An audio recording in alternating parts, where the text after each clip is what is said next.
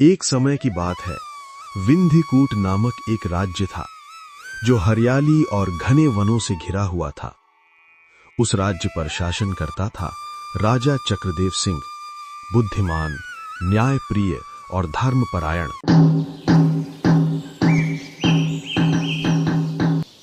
सुनो सुनो सुनो रे ग्रामवासियों, महाराज का हुक्म है, कल भोर होते ही महल के पास वाले मैदान में विशाल भोज रखा गया है। आसपास के सब गांवों को न्योता भेजा गया है। खाने में होगी गर्मा गर्म सब्जी, खीर, पूरी और मीठे में तरह तरह की मिठाइयां भी। और सुन लो, साधु संतों और पंडितों के लिए राजा के खजाने के दरवाजे खुले हैं। वे अपनी इच्छा से जो चाहें ले सकते हैं। और ऋषियों के लिए महल के भीतर खास व्यवस्था की गई है। और हाँ, गांव वालों, जो भोज में आएंगे अपने साथ पात्र या पन्नी लेकर आना, ताकि प्रसाद साथ ले जा सको। याद रखना, कल भोर में महल के पास वाला मैदान खुशबू, स्वाद और भक्ति से गूंज उठेगा। यही महाराज का आदेश है। अरे हरिया, कहाँ रह गया था रे? अरे उस्ताद, आज आपने वो मुनादी सुनी क्या? कौन सी मुनादी? अरे उस्ताद, अपना राजा कल भोज करा रहा है और सभी साधु संतों के लिए खजाने के द्वार खोल दिए हैं। अरे तो फिर कल के भोज के लिए बंदोबस्त किया जाए, अपने बहुत दिनों तक का काम चल जाएगा। उस्ताद रुकिए, मैं अभी आया बंदोबस्त करके कल के लिए।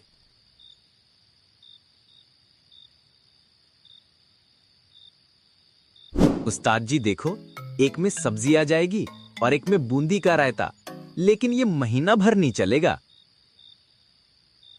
बेटे, नजदीक को आना।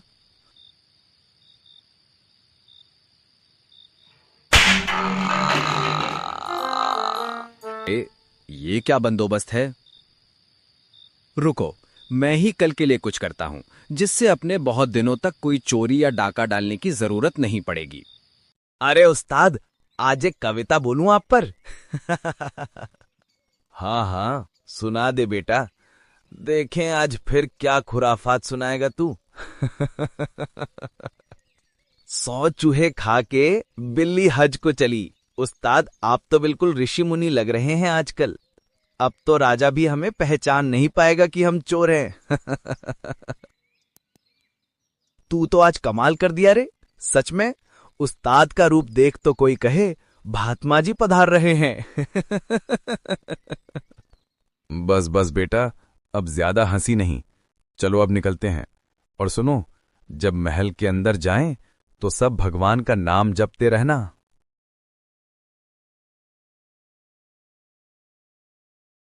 महल में काफी चहल पहल थी। सभी लोग अपने अपने कार्यों में लगे हुए थे। चारों ओर भोज के स्वादिष्ट व्यंजनों की सुगंध वातावरण में फैली हुई थी। उधर चारों साथी महल के बाहर टहल रहे थे और चारों तरफ ध्यान से देख रहे थे। सब लोग भगवान का नाम जपेंगे और तुम तीनों मेरे पीछे रहना। इतना कहते ही उस्ताद की नजर अचानक एक और गई। उस्ताद, वो देखो, छेदीलाल भंडारे की लाइन में है। नो। तिते काम मर्या नास पिटे खबाऊ फेर। फिर उस्ताद ने सख्त आवाज में कहा, अगर अब तुम तीनों में से किसी ने भी जरा सी हरकत की तो अपनी जान से हाथ धो बैठेगा। अब चलो सब मेरे पीछे।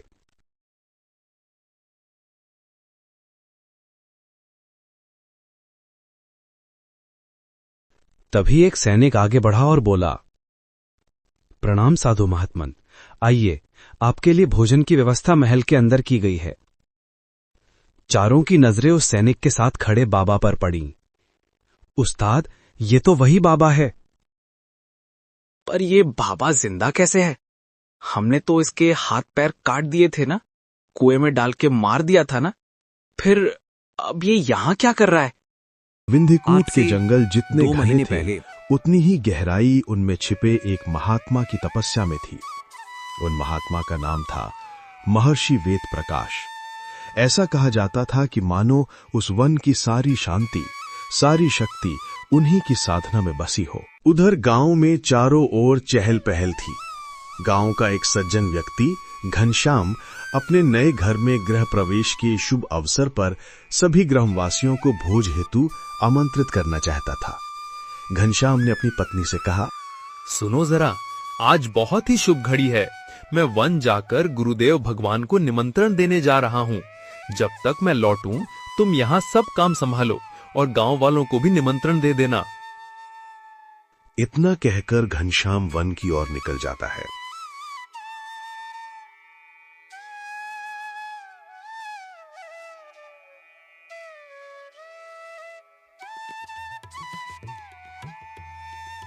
वन में घना अंधेरा और गहराई थी। चारों ओर पेड़ों की सरसराहट और जानवरों की आवाजें गूंज रही थी। कृष्ण कृष्ण कृष्ण कृष्ण कृष्ण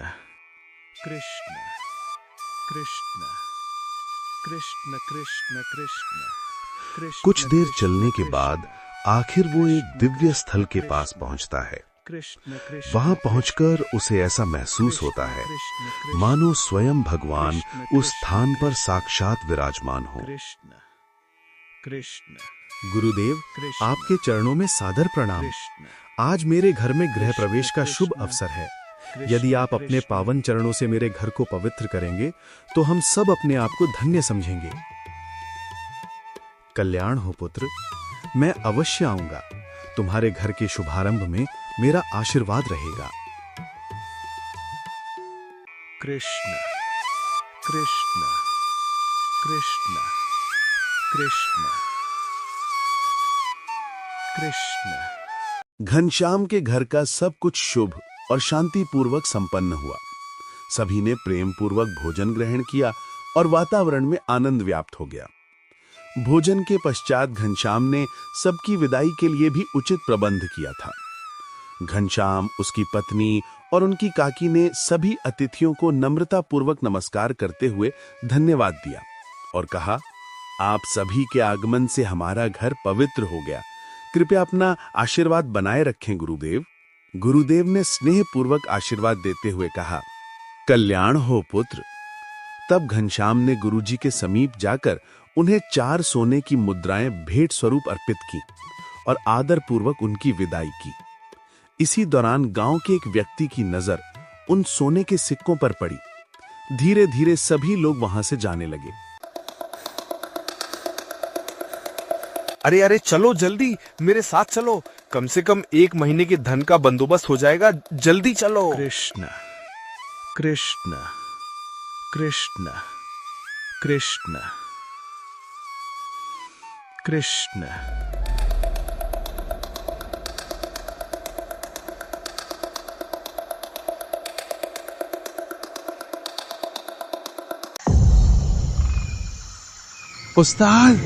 उस्ताद देखो, वही है वो साधु जिसके पास है वो सोने की मोहरें। कृष्ण कृष्ण कृष्ण। महर्षि ने पीछे मुड़कर चारों चोरों की ओर देखा। उनकी आंखों में लालच झलक रहा था। महर्षि सब समझ गए, पर चेहरे पर फिर भी वही शांति थी। कृष्ण कृष्ण कृष्ण कृष्ण। लो पुत्रों, मुझे सोने की आवश्यकता नहीं है। मैं तो प्रभु के भजन में रमण करता हूं। ये तुम्हारे किसी काम आ जाएगा। महर्षि मुस्कुराते हुए सोने की थैली आगे बढ़ाते हैं। चारों चोर थैली झपट लेते हैं। थोड़ी दूरी पर जाकर आपस में फुसफुसाने लगते हैं। बाबा तो बड़े चालाक निकले, इतनी आसानी से सोना दे दिया। संदेह भरे स्वर में, पक्का ये बाबा कल राजा के पास हमारी शिकायत करेगा। तो क्या करें अब? अभी निपटा दे इसे? नहीं, जान से मत मारो। इसके हाथ पांव काट दो और पास के कुएं में फेंक दो। खुद ही तड़प तड़प के मर जाएगा और हमें पाप भी नहीं लगेगा। चारों सिर हिलाते हैं, सहमति बन जाती है।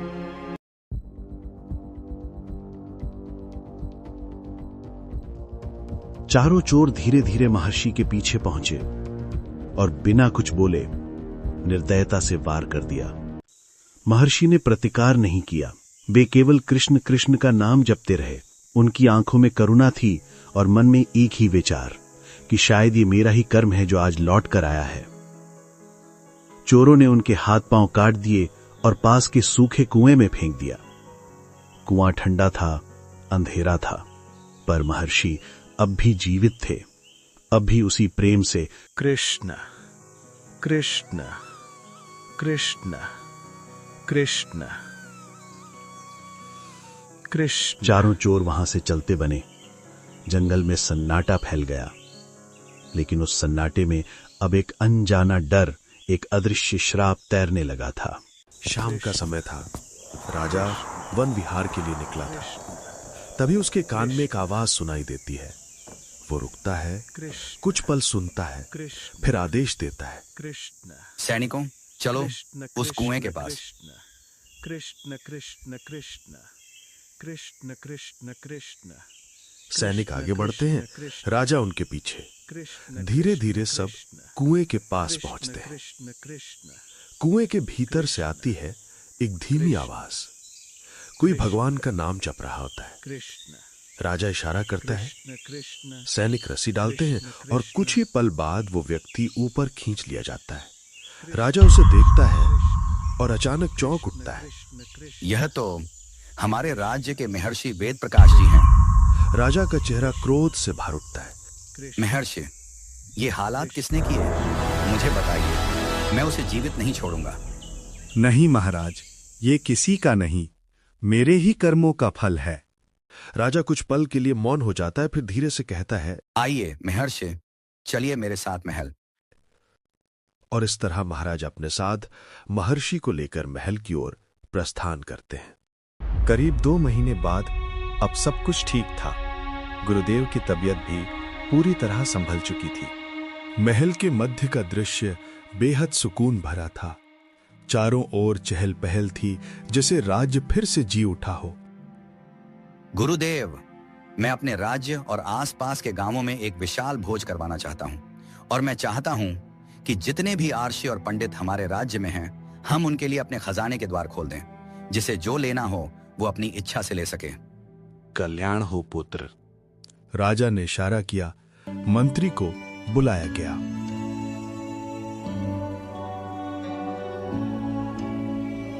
मंत्री जी, पूरे राज्य में इस भोज का आयोजन किया जाए। जो आज्ञा महाराज। उस्ताद, अब अंदर जाएं या नहीं?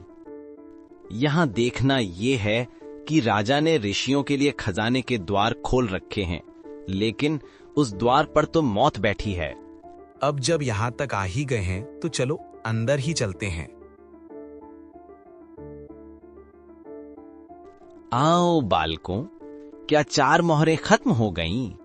जाओ अंदर और ले आओ। अरे उस्ताद, अब बुरा फंसे, अब तो ये हमें राजा से फांसी दिलवा देगा। अब क्या करें उस्ताद? हाँ, डर तो मुझे भी लग रहा है। सैनिक, ये हमारे बहुत खास साधु हैं, इनकी खातिरदारी अच्छे से करवाना। चुपचाप अंदर चलो, मैं कुछ तिकड़म लगाता हूं। भगवान इन चारों को माफ करे। मंत्री जी, आज कितना अच्छा लग रहा है कि परमात्मा स्वरूप तपस्वी ऋषि और मुनि आज हमारे महल पधारे हैं। जी महाराज, आप बिल्कुल सही कह रहे हैं। जब से गुरुदेव प्रकाश जी आपके महल में आए हैं, तब से आपके महल में सब मंगल ही हो रहा है। भगवान की गुरुजी पर अपार कृपा है। जी मंत्री जी, लगता है इन ऋषियों ने भोजन ग्रहण कर लिया है। अब इन्हें खजाने की ओर ले चलिए। ये जितना चाहें उतना ले सकते हैं। जैसी आपकी आज्ञा महाराज जी।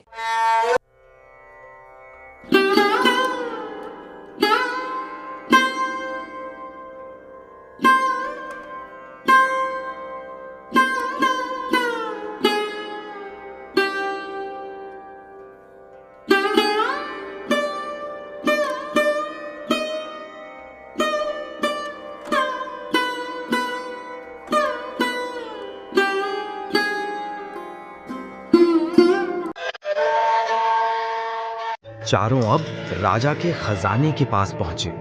चारों की आंखें चकाचौंध से भर उठीं। इतना सारा खजाना देखकर वे हड़बड़ाकर अपने अपने थैले भरने लगे।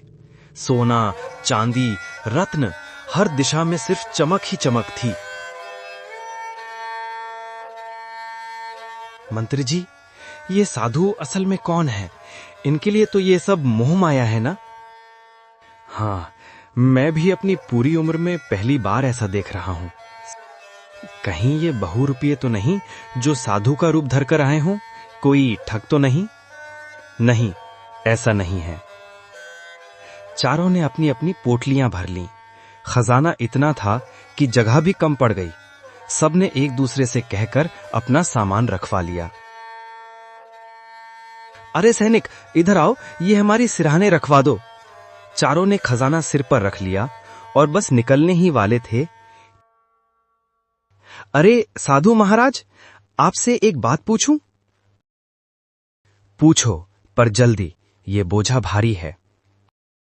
आप तो वन में रहते हैं, तपस्या करते हैं, फिर इस खजाने से क्या लेना?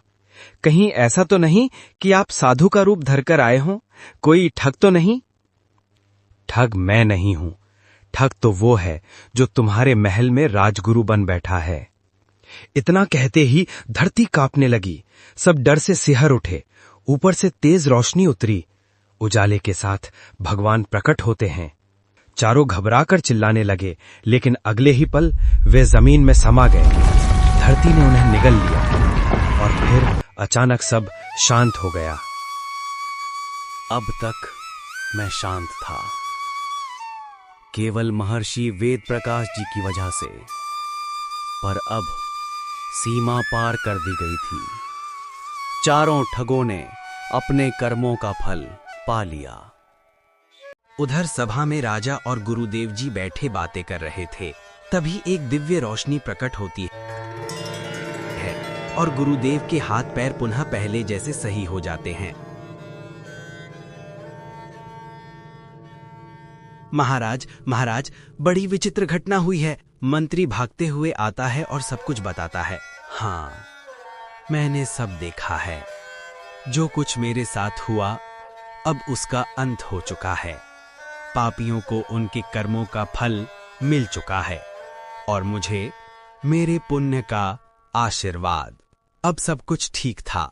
वातावरण में शांति और दिव्यता फैल चुकी थी।